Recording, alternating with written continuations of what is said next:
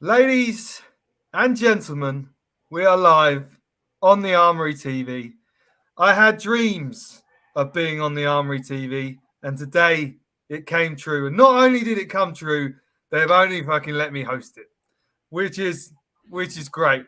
And just when you thought things couldn't get any better, you look at the score, and Man United are getting beaten 2-0. So that's happy because we had Man United fans saying, "If you're happy and you know it, clap your hands." Well, we're all happy now.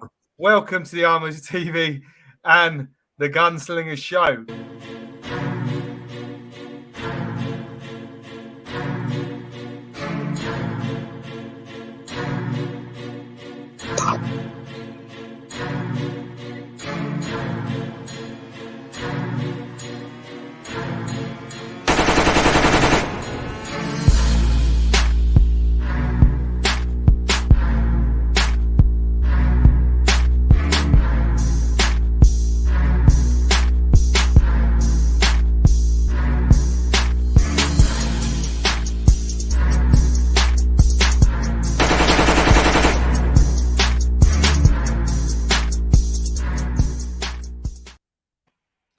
Lovely intro there as well. Some beautiful moments. Welcome to the show back again. Big Steph, how you doing, mate? You okay? I'm good, bro. I'm good. Yeah, man. Like I said, finally nice to do a show with you, man.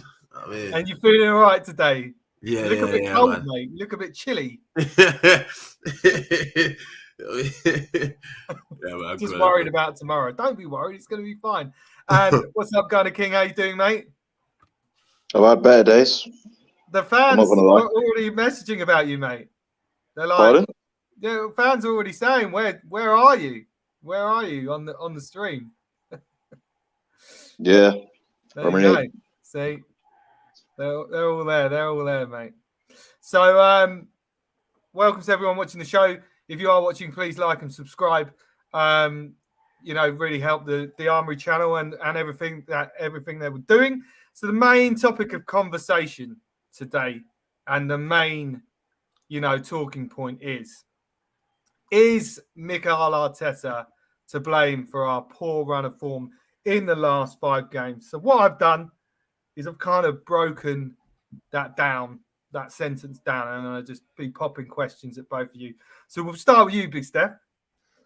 What do you think the main reason is for this poor run of form?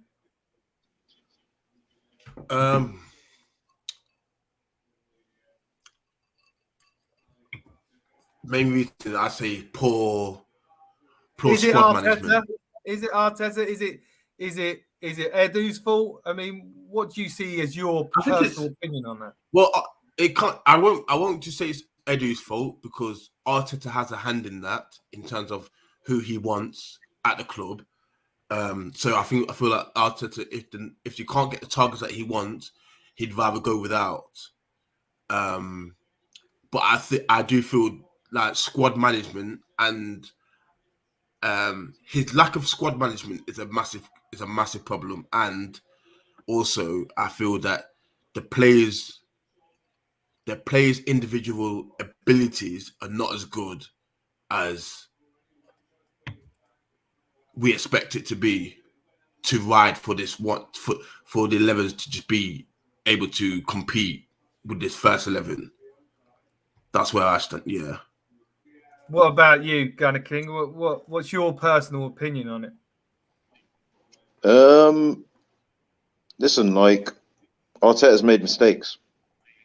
Playing Xhaka at left back when you bought cover at left back. Playing false 9 last season. In arguably the biggest game of the season. Picking that as a time to experiment with your formation. Listen, Arteta is not entirely to blame, but what I need people to understand here is when I say this, like, I get called an Arteta sexual. I get told that I'm someone that puts Arteta beyond blame or reproach. I came up with a really good analogy, right? On one of my live TikTok lives a minute ago, right? Since Arsene Wenger, right? Imagine Arsenal Football Club being the house, yeah? and the first team 11, yeah, and the football club in itself, the way it should be run. Imagine that being the back garden. Yeah. The back garden at Arsenal, you know those back gardens that you go to someone's house, and you're like, oh my God, they've literally, this back garden has not seen a lawnmower. It's not seen any form of TLC and in what looks like years. Like the grass is taller than you, like it looks like there's alien life forms in there somewhere. There's dinosaurs in there somewhere. Yeah. They just got lost. Look, Arteta, when he came in, that grass was already above his head. Yeah, and it would have been the same for any experienced manager. But to win a trophy in his first 6 months and to get a tune out of a number of young players, to have a squad this young and inexperienced, that he's only effectively rebuilt the defence in, to have it anywhere near a top 4 race, anywhere near it. Yes, it's relied to some respects of the failings of others, but up until a point where we had these 2 key injuries, and even now we're 3 points off of the 4th place team with a game in hand. That's what I kind of wanted to mention as well. You know what I'm saying? It's not do you think everyone's kind of maybe overreacting a little bit, but it's not as bad as we kind of see it is. Obviously, it's not what we wanted to see, but it is technically still in our own hands. I don't think it is. Well, technically it is, because if we win all of those games, then we get top 4. Yeah, but you're saying we all know Arsenal are crap against the crap teams, but we raise it against the good teams. So maybe. Okay, cool. So someone showed me a stat. Yeah, we scored 1 goal against the top 3 good teams. We conceded 15 against the top 3 teams and scored 1. Do you know what I mean? That is a poor stat. And that one, Man City, when we lost 2-1. I didn't read that stat. Yeah. And yes, we can say it's in our own hands, but at the same time, I'm looking at that the teams that we'd lost against, the teams that we're drawing. Actually, we don't even draw; we just lose or win. So the teams that we're losing against teams that we should beat, and then we're seeing teams that are finding form, and our squad is now becoming very thin. I don't think it's in our hands anymore. I feel we're gonna have to rely on other teams dropping points more so than us win the games that we need to. We have to hope that Tottenham struggle with the teams that they're playing. Like this, they lost to Brighton. We thought, yeah, that's good. And then we go and lose to Southampton, a team that's getting spanked for the last 6 or 7 weeks. Do you know what I mean? It's true. But the thing that you got to understand though, yeah, is, do you know what? Tottenham fans changed their tune, right? Because up until the Brighton game, all I've been hearing on my TikTok following, all I've been hearing on my Twitter is top 4 is secured. There's nothing you can do about it. We're winning all our games. We scored 28 goals in our last 9 games. No one could stop us scoring. They got an injury of their own. Doherty. He got, before this weekend's rounds of games, he had the 5th most amount of goal involvements of any Premier League player, and he had the 3rd most of any Tottenham player in 2022. And I said to him, listen, you lot are downplaying that loss massively. And they missed him against Brighton. So listen, all this talk that they're giving, yeah, about this game's easy, that game's easy, they got shown the hard way, yeah, that there are no easy games in this league anymore. This is why I don't come out. You see me when I get laughed at, when I say we should play with a back 5 against Palace, when I respect other teams and what they can do to us as well, I'm consistent with it. It's the same for us. There are no easy games in this league anymore. And if you are sitting here and telling me that except Liverpool, Tottenham are winning all their games, I doubt that. I doubt that very much. Right, I doubt that, because the way they've been talking is that's the only game that they see themselves losing until they got slapped by Brighton as well. I totally agree. Let's go through some of the comments, guys, and and let's see what you think on the comments. So, Football Heroes 111 says it's the players not putting in enough fight. Do you think it's the players putting in enough fight, or is it just the manager not getting the best out of them?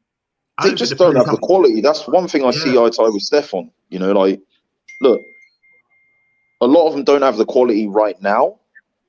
You can see where they're going. You know, like, you look at Saka, you look at ESR, you look at Martinelli, you look at Odegaard, you see 4 players with 42 goal involvements. You know, like, their first, like, Odegaard's first real season, full season, should I say. You know, like, you look at Ben White, you look at Gabriel, you look at their clean sheet record. You know, you look at the defensive displays that they put on for large parts of the season. They've been very good. You look at Tierney when he stays fit, same thing. Ramsdale, same thing. Tomiyasu when he's fit, same thing. So you can see that they're not a team for right now. I personally keep asking the same question. If this is what they're doing now, what are they going to be doing in 2 years' time? When we kept a large portion of them together, they've got 2 more seasons of playing together and understanding their playing style relative to playing with each other. They've had more quality added to them. If Arteta's still there, great. He's learned from a lot more mistakes. He's a lot more experienced and seasoned.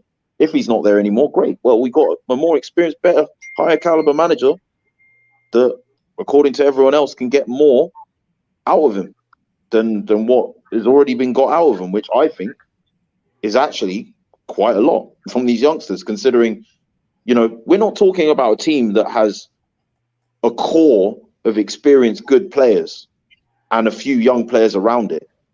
We're talking about a team that is having its youngsters put the club on its back and drag it. Like, they ain't got no help from those senior players. They ain't got no help from the world-class manager. But they're just going out there. And you know what? That's why I'm a bit more reserved when we lose games this season. It's not, people say, oh, what, you don't care anymore. It's like, no, like, I adjust my expectations for the quality gap that Steph spoke about himself. We're not going to see eye to eye on the subject, but that's the part where we agree there is not enough quality in this squad to be expecting much more than a top 6 team.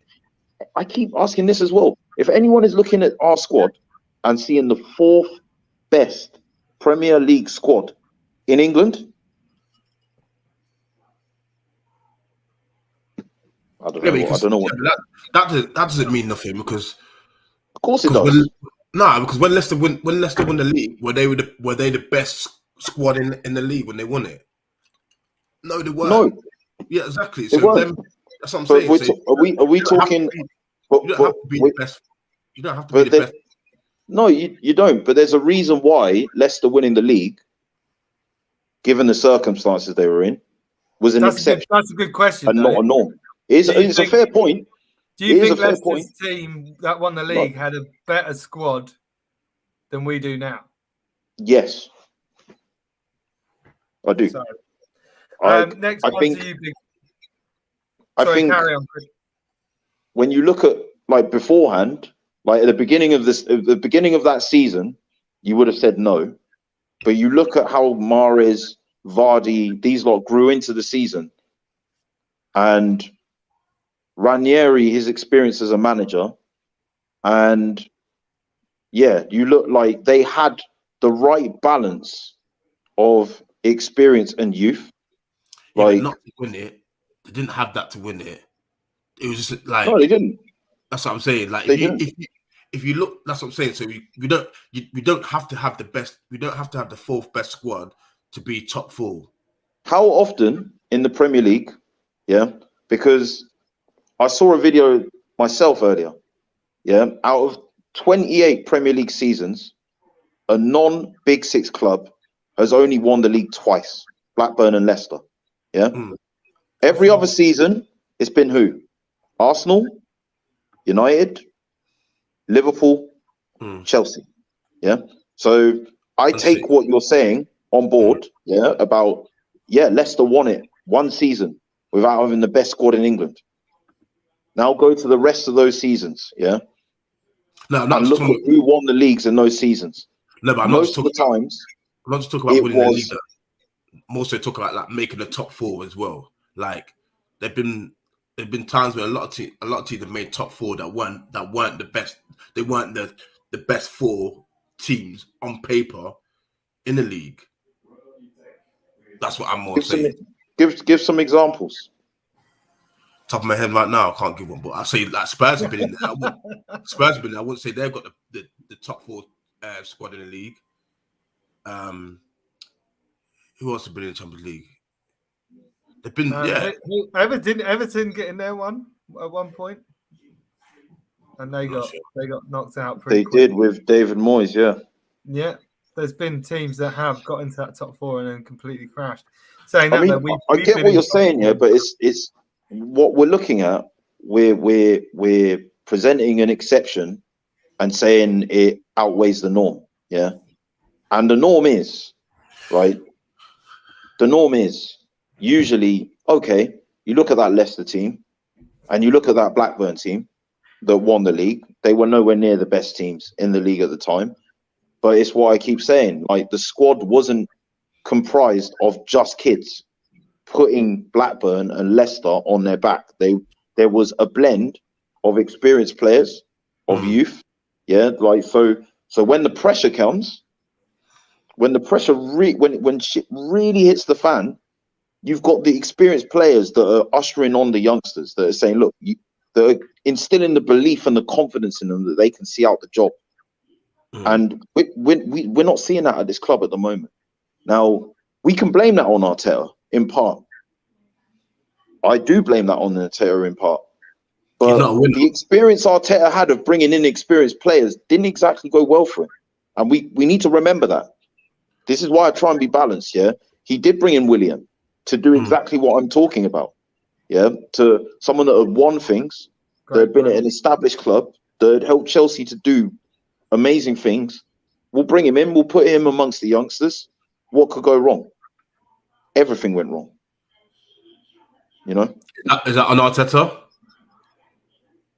Listen, has Arteta put the right blend of experienced players in there? I don't think he has. And some of that responsibility does need to fall on Arteta's shoulders.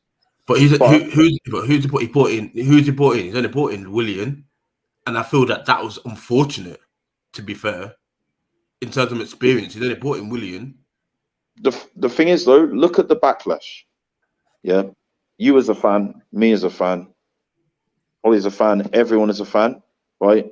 Look at the experience of repeating the mistakes of signing Chelsea cast-me-downs, and the age profile of the player. And look at the backlash of all the fans, like myself included. I was like, there's 2 things I don't want to see in the summer window. 1, any player over the age of 27. That's what I told myself, Because, 2 was a player with Premier League experience that wasn't over 27. Because before Danny Welbeck coming from Brighton, that was the last player that was 27 years or younger that we signed from another Premier League team with Premier League experience. United. Like when we signed him, he was like, so 3, I didn't want to sign anyone from Chelsea. Anyone. Because all of this, when you look at David Luiz, Cech, Willian, David Luiz and Cech did better than Willian to take this club forward. But did it really take us as a club forward at the end of it? We were left with the same goalkeeping issue that we were before we signed Cech, because we didn't utilize him to cultivate a younger goalkeeper. Same with David Luiz and the centre backs. Although I think he left a good. David Luiz, he did a bit. Yeah. He did a bit with Gabriel. I think. I will credit him for that. Gabriel's game and whatnot, innit? Yeah, they were proper upset when he left, though. Like, there were scenes when he left. Yeah. You were like, really? No one. The thing is, though, like, most people said the same thing, right? They didn't want to see an old player. They didn't want to see experience, because they were like, we've tried experience with these players that I named, and it's not taken us forward. So I kind of feel sometimes I'm not adverse to criticism with Arteta. But I don't, like, me and Gums, like, we see the fan base flip-flop between being like, well, we signed all these old players and all these ex-Chelsea players, and look where that got us. And then he goes with young players. And obviously, the caveat with young players is there will be inconsistencies, bro. They will. They will not be able to. They will buckle in certain moments like this, but that's how they learn. Like, that's how they get forged. You know, like, so it's like when William was here and he was stinking up the place, we said the last thing we wanted to see was us sign older players. And then Arteta gives young players a chance, and it's like, this is the byproduct of signing young players. And now it's like, oh, we didn't bring enough experience. For me, it's all about balance, yeah, between the two. And I think Arteta veered from one extreme to the other, and he's got to take responsibility for that. But the phrase that I love using, right, is to throw the baby out with the bathwater and to say everything Arteta's done's wrong.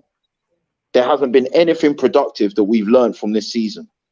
There hasn't been key takeaways that we can't take into next summer's window and into next season. I'm not about that. I'm sorry. Can I ask you guys a question, though? And it's something that I've been thinking a lot recently. Because if you look at the XG over the 3 games we've just lost, the XG hasn't actually been that bad for us. We've just missed our chances, right? And then if you look at the run that we were on, we weren't, we had a few big scores, but we were taking our chances and our XG was still good. Do you think it's just come down to these last 3 games? It's just, the rub of the green just hasn't gone our way. If the XG, because there was a point when the XG was really, really bad and we couldn't score, we weren't making the chances. And then even then we did get the chances, we would miss them. Whereas now, in the last 3 games at least, we've been getting the chances and we've been missing them. What do you agree with that, or do you think it's just it is what it is? No, I agree. We're a team that we can't afford to miss our chances, because yes we create, but we don't really create that many clear goal scoring opportunities.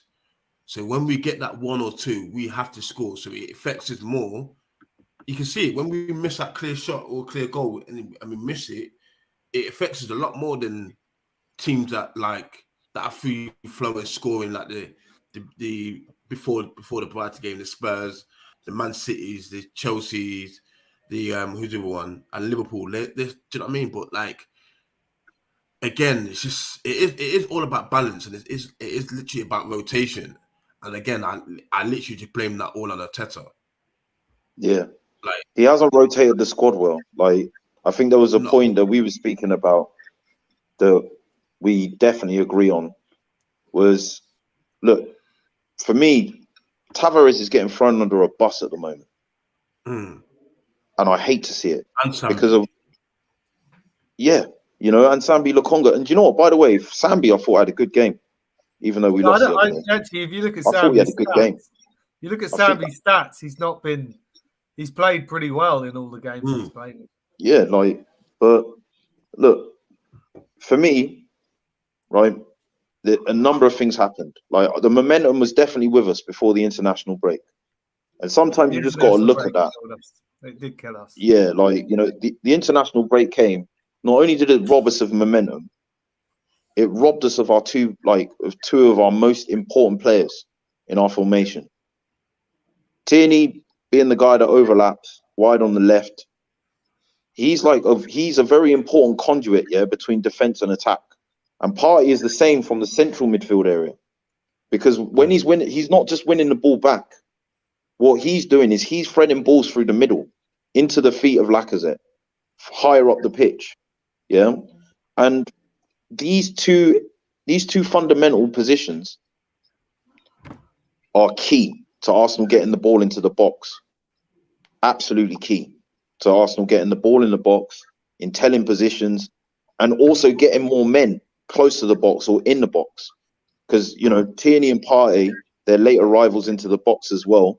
That helps Lacazette out, because that will create space for him.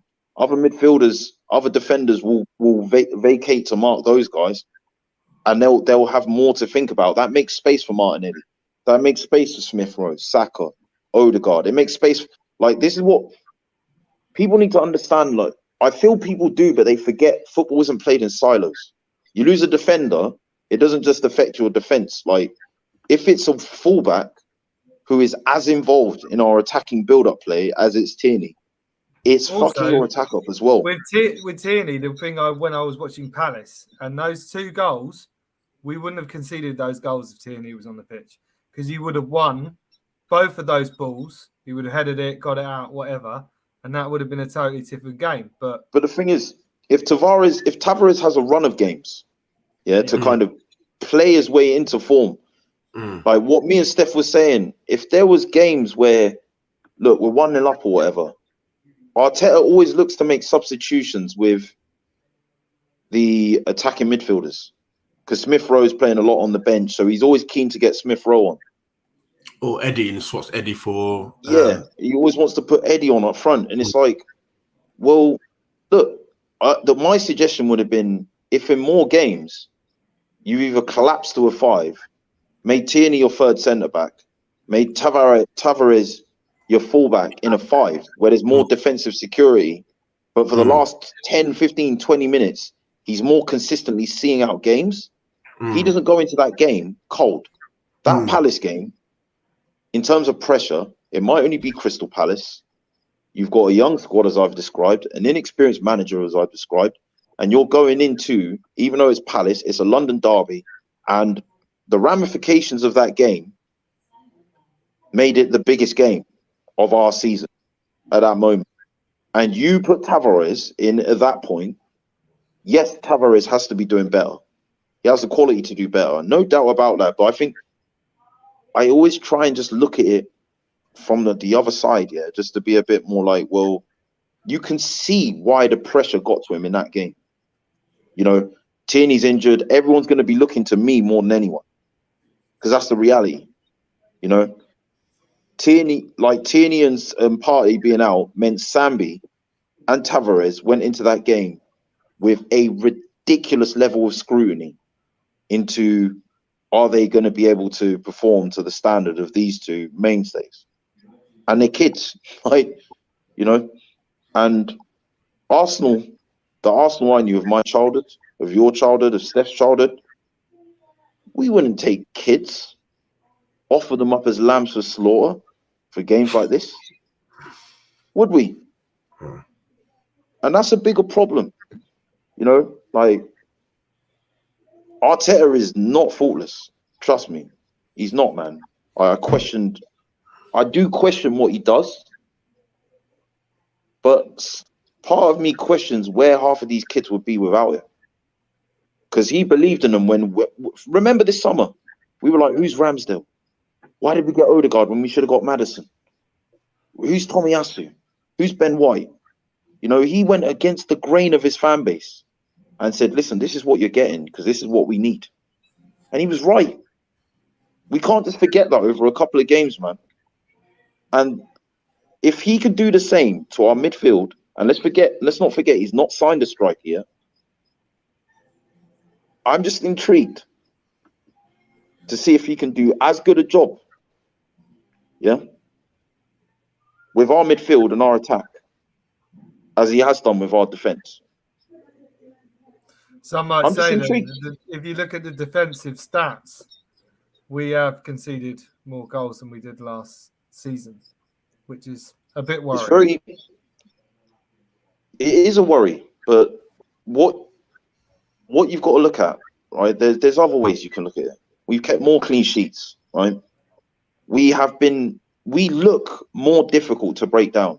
I feel like the eye test for me, like if I'm eye testing how the defense is performing this season and recollecting our best defensive performances of last season,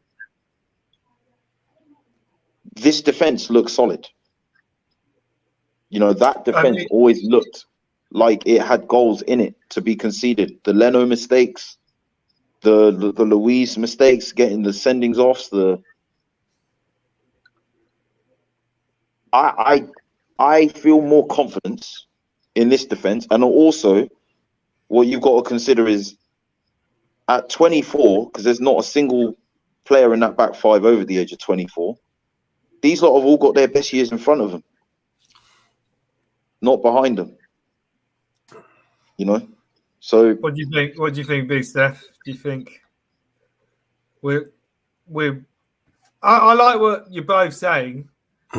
It's that Arteta's got problems, but who isn't as a young coach?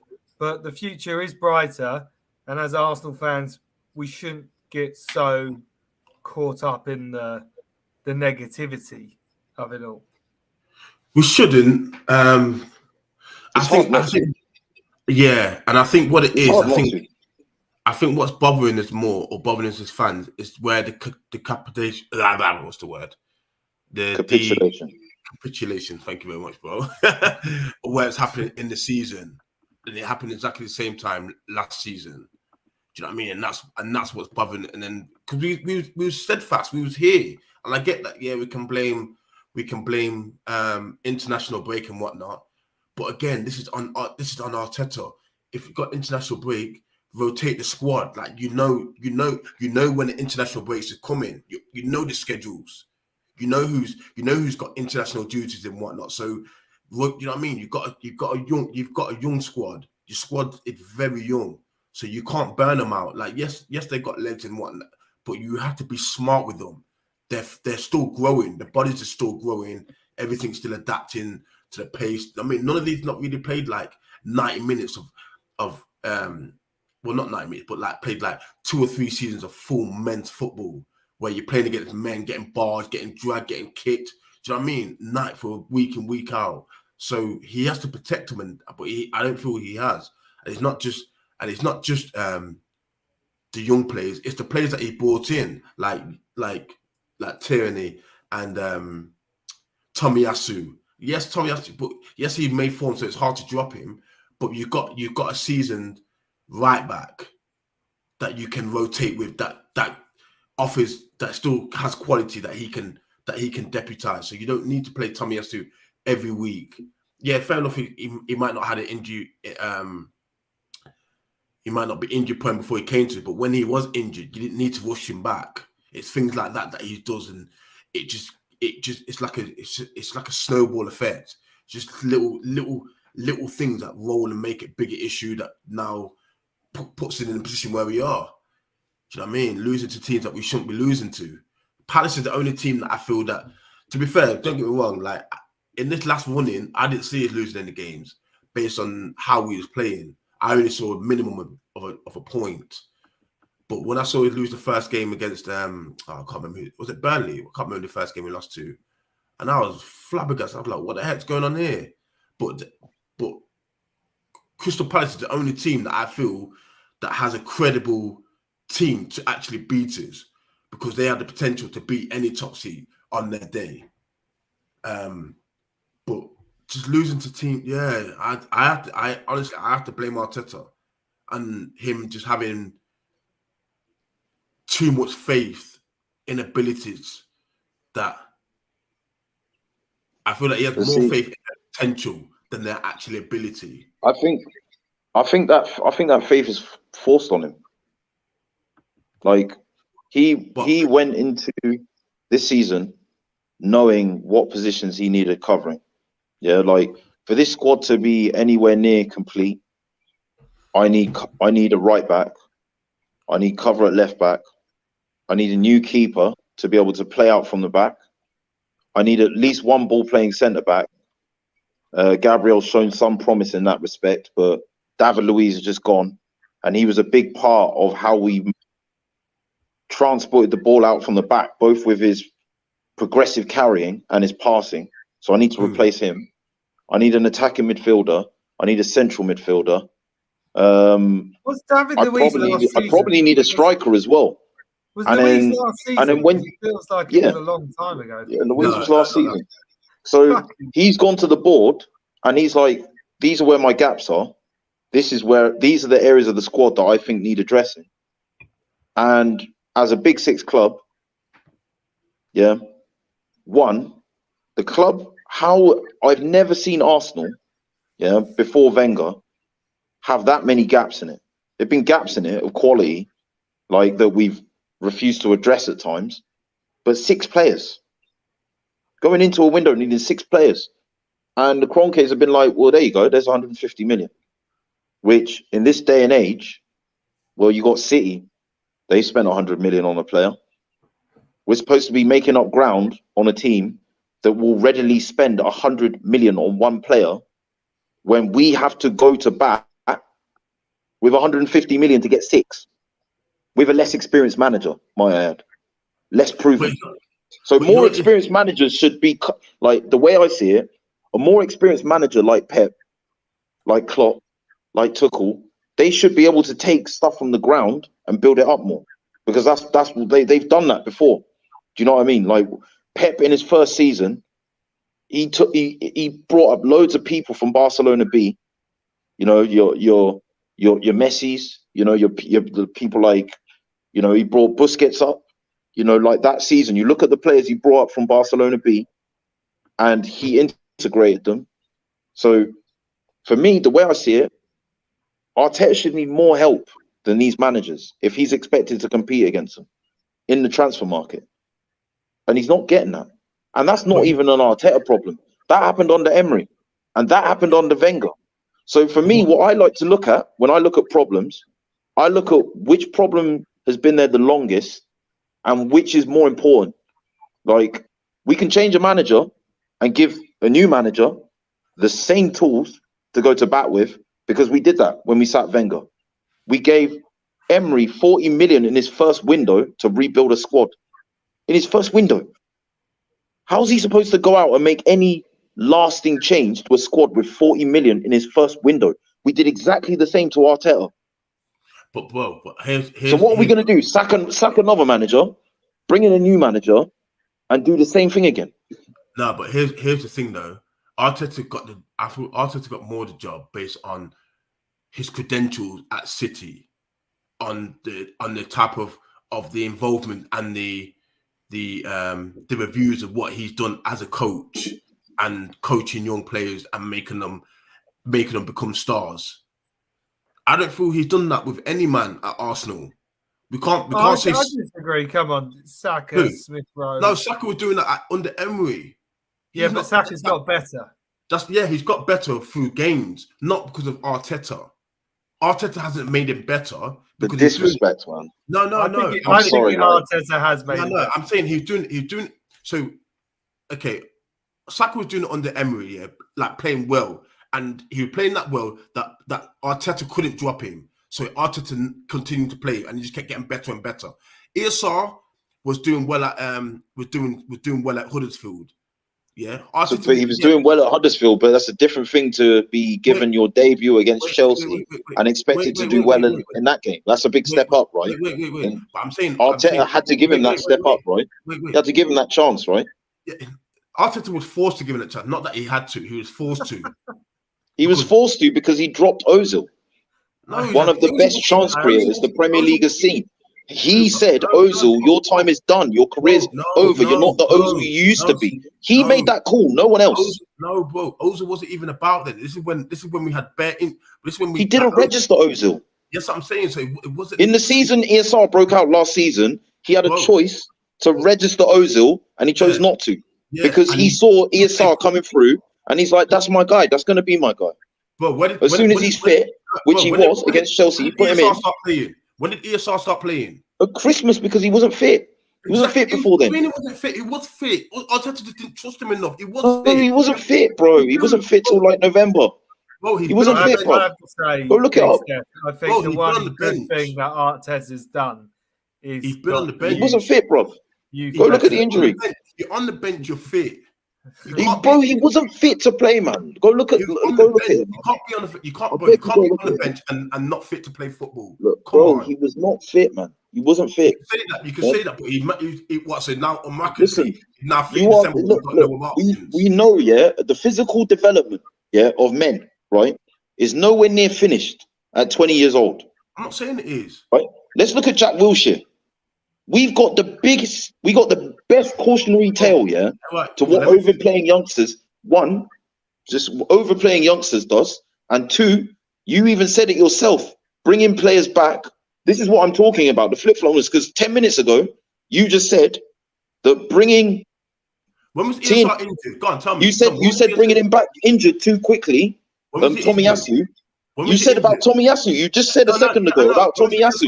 You said about Tomiyasu. You said bringing wait. So wait. All I'm asking for is consistency, bro. Yes. Because you just said, right, bringing Tomiyasu back too quickly and him breaking down from injury is something we have to credit as a mistake to Arteta. So when Smith Rowe wasn't being rushed to be integrated into the squad because he was injured at a young age, where injury being set into you can prolong or shorten your career. Because when Jack Wilshere is 29, when Jack Wilshere is 20, wait, sorry, let me just finish this point. Let me just finish this point, because this is what I'm talking about. There's total inconsistency in what you're saying. So for Tomiyasu, it was wrong to bring him back early, yeah. But when he waited for Smith Rowe to be fully fit, and Smith Rowe was in his 20s. He was 20 years. Tomiyasu is 23 now, 22. He's more physically developed as a man, right? Can I respond now? So why are we not being consistent there, bro?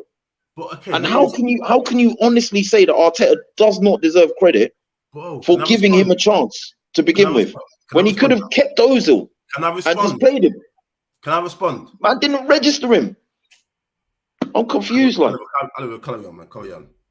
No. I'm done with it. Make that make sense, though. Come on. Come back at it. Don't make sense, though.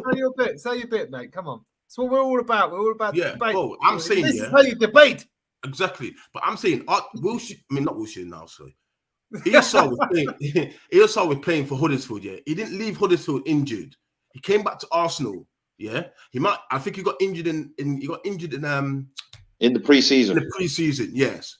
Yeah. So he wasn't fit to start the season, right? He wasn't fit to start the pre-season. So how was he meant to start him sooner then? So when did the season start, bro? The season starts in September or August. August. He played in December. You're telling me in all that time he wasn't fit at the start of the season. All right. Oh, okay, cool. All right. This is definitely my favourite comment of the evening. And I apologise for not reading out all the comments. On my show, there's usually about maybe 4 or 5 comments. But tonight, they've just been raining in. So I've been popping them up on there, but I haven't had time to read them out. But this is definitely my favourite, DWTT, for what it is with people sucking off this manager above mediocre manager. Wow. And then Big Dog comes in again. Oh, God, have I lost internet? There we go. You come on, Big Steph. You're right. There we go. Big Steph, you're right. That's what Big Dog DeGuas is saying. Let's try and see it from a more kind of rounded perspective. Okay. We always lose when we go 1-0 down. Do you think that's something we should be worried about? Because we've only done it once this season when we've gone 1-0 down and we come back to win. Do you think that's got something to do with it? Like, we just don't have that mentality that we can come back. And is that something we need to work on to kind of pull us through the rest of these games? Yep. And that problem lasted from before this season as well. But for me, what that goes back to, you go back as far as William Gallas wearing the armband. There's been a total... if I'm being honest, I have to go back to Patrick Vieira, Adams, like the sort of captains I saw for Arsenal in my childhood. Will we ever come back to that, though? I mean... Everything else after that is an afternoon. They were gods among men, you know. I mean, it's an afternoon, yeah. Are those type of players, though? They're in the past now. I mean, could you say there's a player in the league that would be as good a captain as Tony Adams? I just think our recruitment hasn't made enough of an effort to sign leaders. I don't think you get leaders for like a long that time. Anymore. I don't think you get leaders like that in football anymore. No, you can definitely sign players that beyond their technical ability show like an acumen for leadership, right? Like, you know, you look at Bruno Fernandes, you see a good footballer, but you see someone who wants the ball, who wants to take responsibility, who's passionate and emotive. Like when his team are not doing well, he's trying to like, you see certain patterns in his behavior that demonstrate leadership. Now, you know, like I'm just saying, I think the scope of how we look at players has just been talent ID, you know, like their ability as footballers, like, but not the mentality, you know, like of winners, like that side of it, like the people that do want to take responsibility, that do want to be counted in big moments. And again, I repeat, that problem didn't start with Arteta. That problem didn't start with Emery.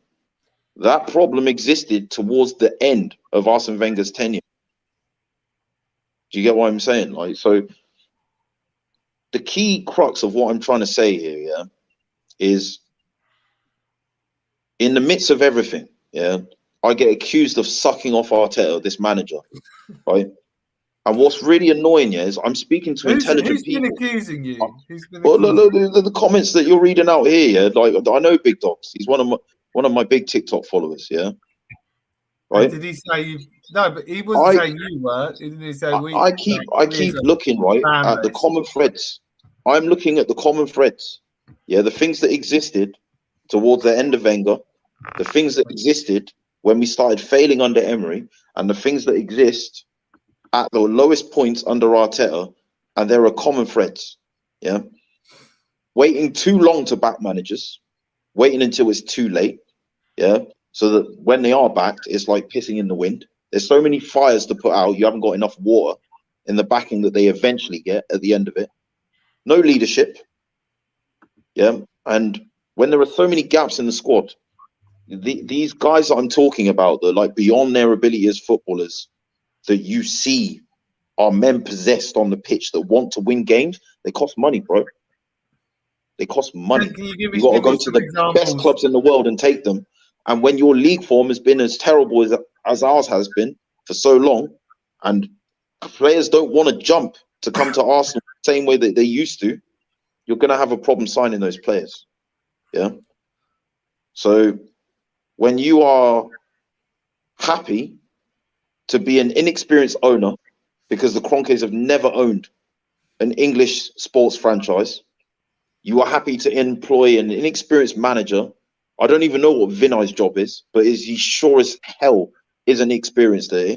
I don't know what his official title is, but he director of football operations, I think it is. Go look at his CV. He's done nothing in terms of like running. He's run businesses. He doesn't run football clubs. Do you know what I mean? Like you've got the same thing with an inexperienced manager, right? I look at the people that plant the seeds. I'm not interested in how the seed grows, because if you plant the correct seeds, yeah, you will get the right harvest. But at the top, with this owner, yeah, these are the seeds he planted. An inexperienced director of football in operations, an inexperienced manager, yeah, you're giving him a budget that is not fitting of even a more experienced manager. So he's having to sign inexperienced players. And I'm supposed to see Arteta as the biggest problem. That's fair enough. I don't see Arteta as the biggest problem. In fact, when I read is he to blame for this? The way I saw it is it was a collective of different things, and it was a collective of different things we've talked about. So what I'm going to Big Steph, what are we thinking? Can Arteta? Because let's be honest, when he first came in, he was very good at masterminding beating the big teams, albeit back five, hit him on the break, and we had a bammy. Can Arteta get the win tomorrow night at Chelsea with the team we've got at the moment? I'm going to be honest. I don't see more than a point.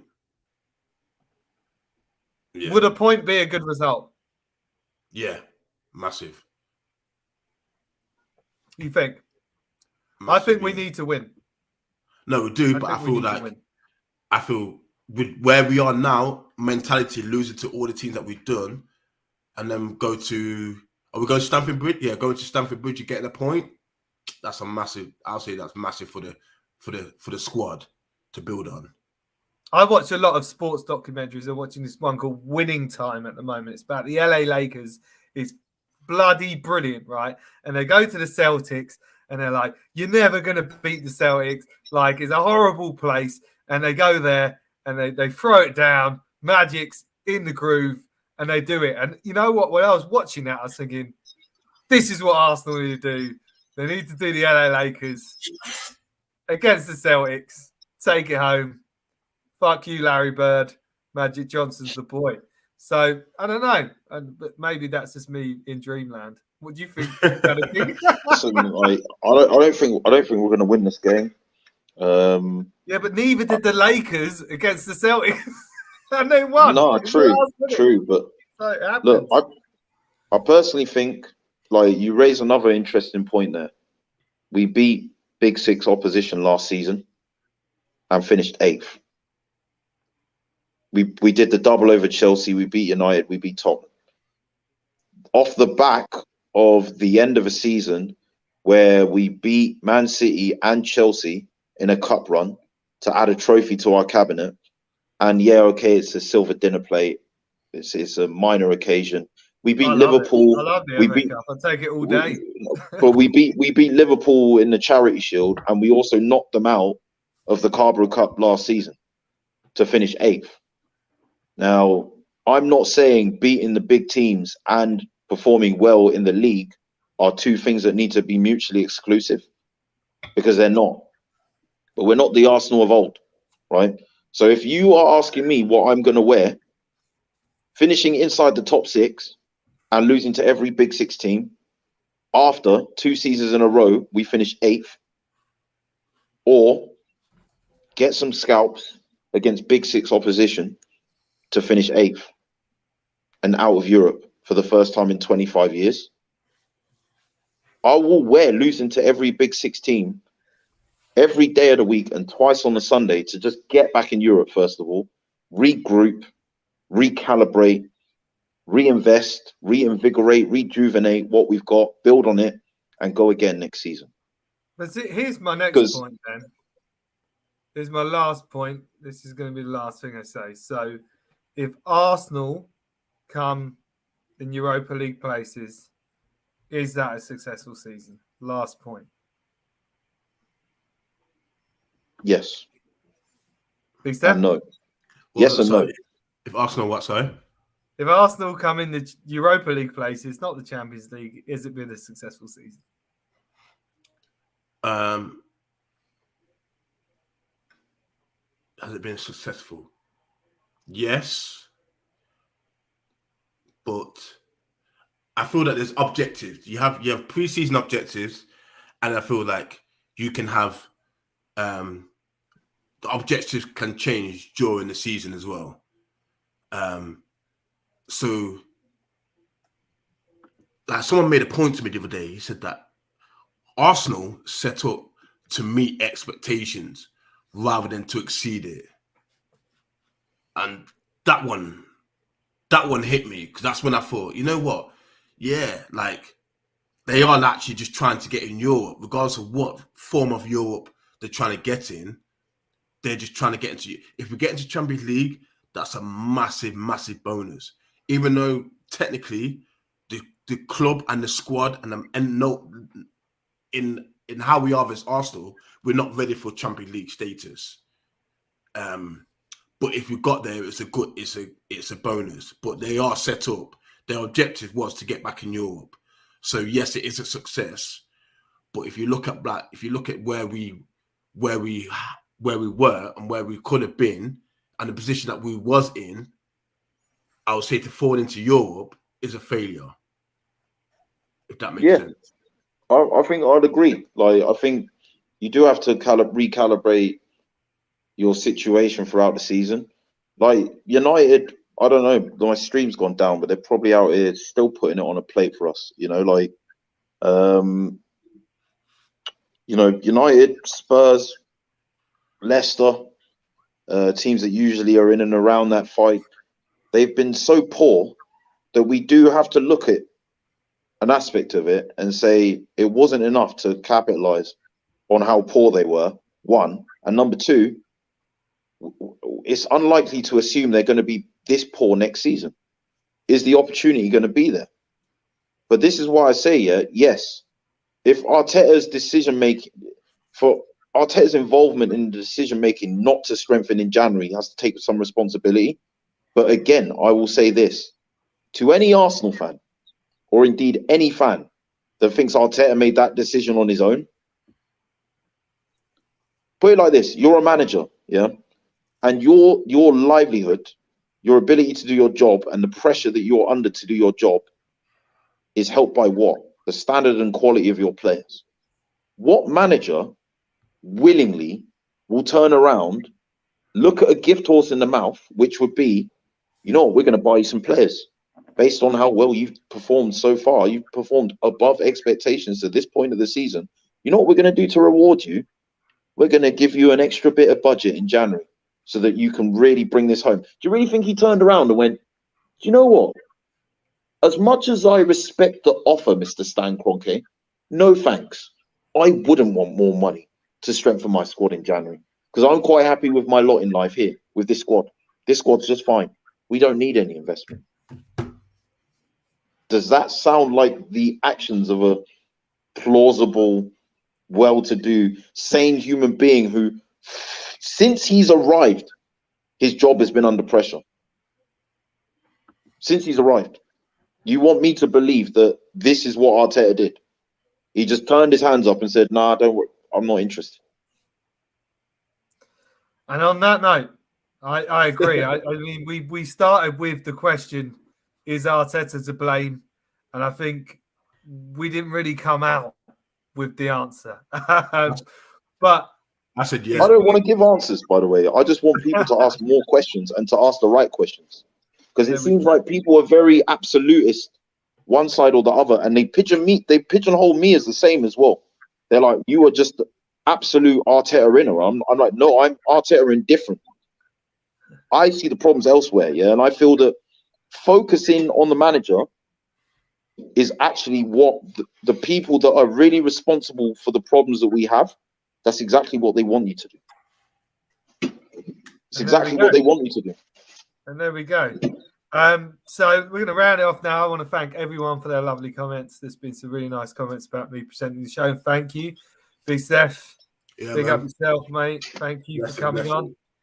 GunnerKing, big up yourself too, mate. Thank you so much. It's been a really good show. I've really enjoyed it. Thank you, everyone, for all their lovely comments. Please like and subscribe to the Armory TV. You know, the boys, they kill it every time. And what I will say is namaste.